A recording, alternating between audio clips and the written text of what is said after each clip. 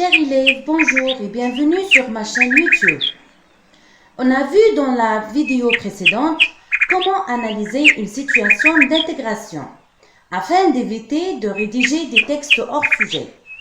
Aujourd'hui, on va voir un exemple de rédaction répondant à la situation d'intégration qui a été proposée dans la vidéo précédente. Et avant de passer à la rédaction du texte, on va rappeler les critères de réussite signalés dans les consignes d'écriture. Bien, je dois écrire un texte descriptif à visée argumentative, dans lequel je vais décrire une région d'Algérie, en vantant ses mérites afin de convaincre les touristes et les inciter à venir la visiter. Pour cela, je dois employer pour la description, je dois employer un vocabulaire amélioratif, puisqu'il s'agit d'une description subjective. 2. Des propositions subordonnées relatives. 3. Des compléments du nom et un titre accrocheur. Je peux également utiliser des indicateurs de lieu et le futur simple. Maintenant, pour l'argumentation, je dois 1. Annoncer le thème, 2. Formuler la thèse, 3. Avancer des arguments, 4. Des exemples, 5. Employer des connecteurs d'énumération et des connecteurs logiques. Bien, voici la rédaction que j'ai préparée pour vous expliquer tout cela. On commence par l'image du texte. Mon texte doit commencer par un titre. Le titre, généralement, comprend le thème du texte. Comme vous voyez ici, j'ai choisi le thème Alger, puisqu'on m'a demandé de choisir une région de l'Algérie pour la décrire. Donc, j'ai choisi la ville d'Alger. Bien, donc voilà le titre que j'ai choisi pour mon texte. Alger, virgule, la capitale blanche. Comme vous voyez, j'ai utilisé une périphrase pour rendre mon titre plus accrocheur. Bien, après le titre, je dois écrire mon texte sous forme de 3 parties, c'est-à-dire mon texte doit contenir 3 parties bien distinguées. Comment? Là, je dois utiliser les alinéas. Donc, l'alinéa, c'est quoi? C'est le vide, c'est ce vide, ce blanc-là, ce blanc qu'on laisse au début de chaque paragraphe. Donc, comment? Là, je vous conseille, chers élèves, de ne pas utiliser les tirets ou bien les numéros. Donc, il ne faut pas numéroter les parties du texte. Donc, il suffit de décaler la première ligne de chaque paragraphe vers la gauche par rapport au reste du paragraphe. Donc, l'utilisation d'alinéa permet de faire ressortir le début de chaque paragraphe, bien de chaque partie dans le texte. Je vous conseille également essayer d'insérer un alinéa entre chaque paragraphe. C'est-à-dire, quand je finis la partie 1, j'insère un alinéa ici, et puis je passe, et bien sûr, un autre alinéa pour commencer le deuxième paragraphe jusqu'à la fin du texte. Comme vous voyez ici, nous avons 3 alinéas. Donc, nous avons 3 parties. Partie 1, partie 2, partie 3. Bien. Alors, pour l'introduction de mon texte, comme vous voyez, l'introduction commence par le thème du texte, qui est Alger. Bien, avant de passer à la description, hein, je dois d'abord localiser et présenter le lieu ou bien l'endroit que j'ai choisi ou bien que je vais décrire. Comme vous voyez bien, l'introduction se compose de deux phrases. La phrase 1 et la phrase 2. La phrase 1 sert à présenter le lieu qu'on va décrire et le localiser. La phrase 2 sert à donner mon opinion, c'est-à-dire la deuxième phrase représente ma thèse. On va lire la première phrase qui présente le lieu. Donc, Alger est une très belle ville qui se trouve au nord de l'Algérie. Voilà une phrase qui présente le lieu. Donc, je dois préciser l'endroit et donner son nom, l'endroit que j'ai choisi. Je dois donner son nom et le présenter et bien sûr le localiser. Bien sûr, en utilisant les adjectifs mélioratifs. Et comme vous voyez ici, hein, j'ai même utilisé une proposition subordonnée relative introduite par le pronom relatif qui. Alors, ça c'est pour la première phrase. Écoutez bien, pour ce texte-là, les mots qui sont écrits en vert représentent les outils de la description subjective, c'est-à-dire les adjectifs mélioratifs, les propositions subordonnées relatives, les compléments du nom, etc. Les mots qui sont écrits en rouge représentent les outils de l'argumentation, thème, thèse, articulateur, connecteur logique, etc. Bien, alors je passe à la deuxième phrase. Elle commence par personnellement et c'est une expression d'opinion. C'est une expression qu'on utilise pour donner son opinion et qui introduit généralement la thèse.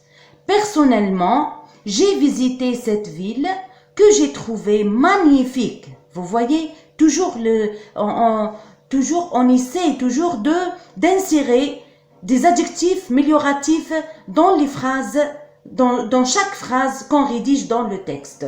Bien, parce qu'il s'agit d'une description. On ne peut pas décrire sans employer les adjectifs mélioratifs. Alors, que j'ai trouvé magnifique et mérite qu'on la visite pour les raisons suivantes. Donc, ça c'est l'introduction. Bien, première phrase pour présenter le lieu et le localiser.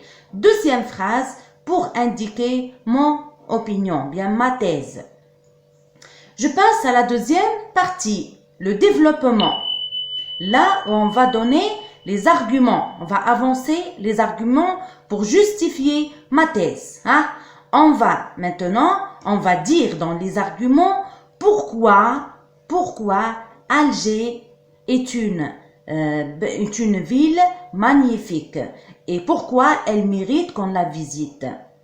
Bien, premier argument est annoncé par l'articulateur tout d'abord. Donc tout d'abord, virgule. Après l'articulateur, on écrit le thème. Alger.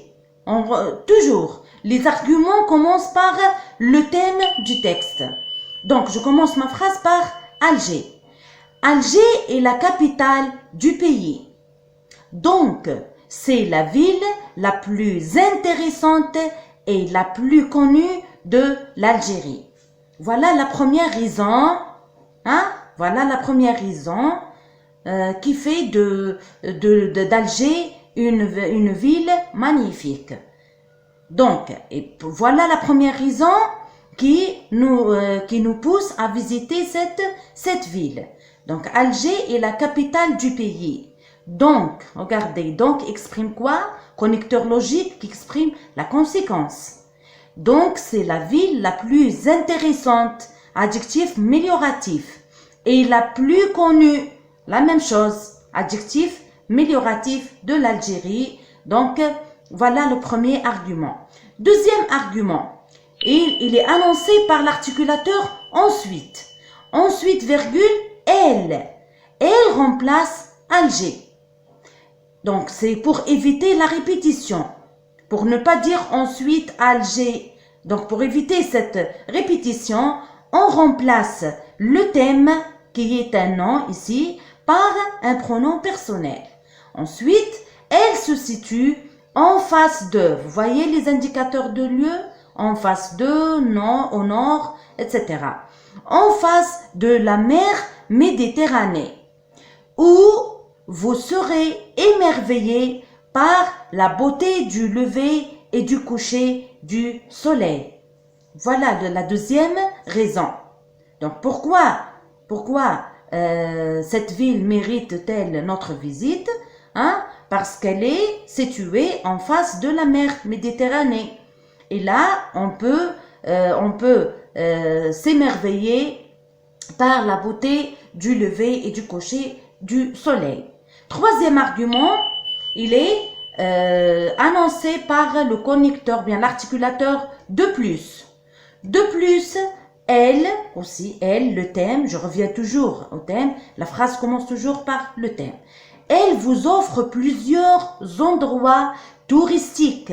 Voilà un autre adjectif. Vous voyez, dans chaque phrase, on insère un adjectif amélioratif.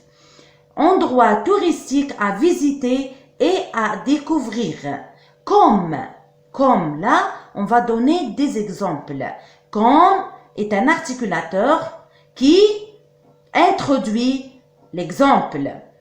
Donc, on va citer des exemples de quoi? Des endroits qu'on peut visiter et découvrir. La Casbah, le mémorial du martyr, les belles plages et le fameux port de Sidi Fradj.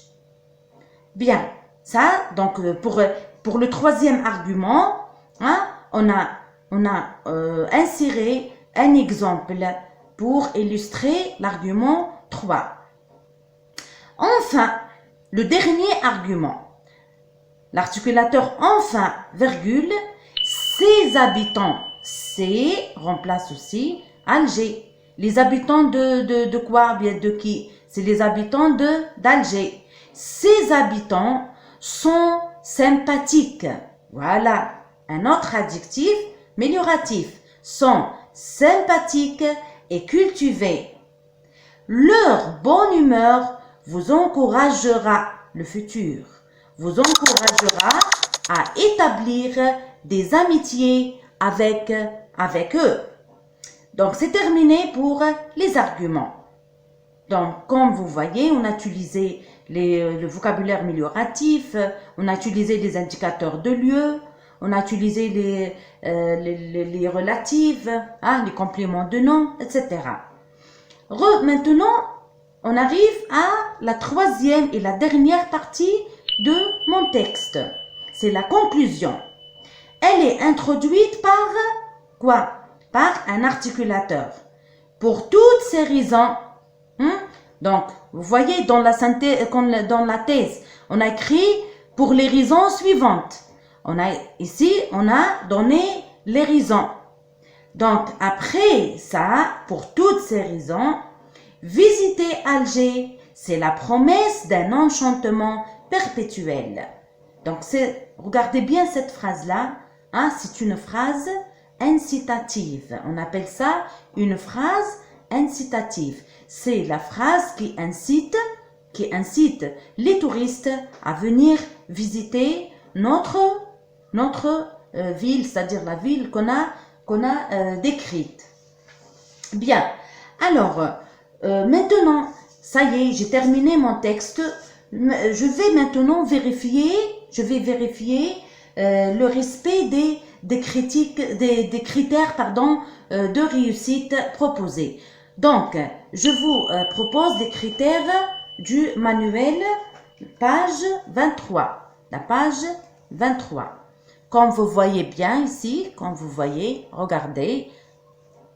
Voilà, c'est sur ces critères-là, ou bien c'est selon ces critères-là qu'on va évaluer votre production écrite et qu'on va vous noter. Donc, lorsque je termine mon texte, je vérifie. Donc, pour l'introduction, est-ce que j'ai annoncé le thème? Est-ce que j'ai formulé la thèse? Est-ce que j'ai réaffirmé la thèse? Ça, c'est dans la conclusion. Hein. En conclusion, est-ce que j'ai réaffirmé la thèse? Et pour cela, est-ce que ça c'est pour l'argumentation et ça c'est pour la description. Pour la description, est-ce que j'ai employé des adjectifs qualificatifs? Est-ce que j'ai employé une proposition subordonnée relative, le présent ou bien et le futur simple? Donc, je ne suis pas d'accord pour l'imparfait de l'indicatif. J'ai remplacé ça par le futur simple. Bien. Donc, voilà, c'est terminé pour la vidéo d'aujourd'hui. On se rencontrera, Inch'Allah, dans une autre vidéo. Salam!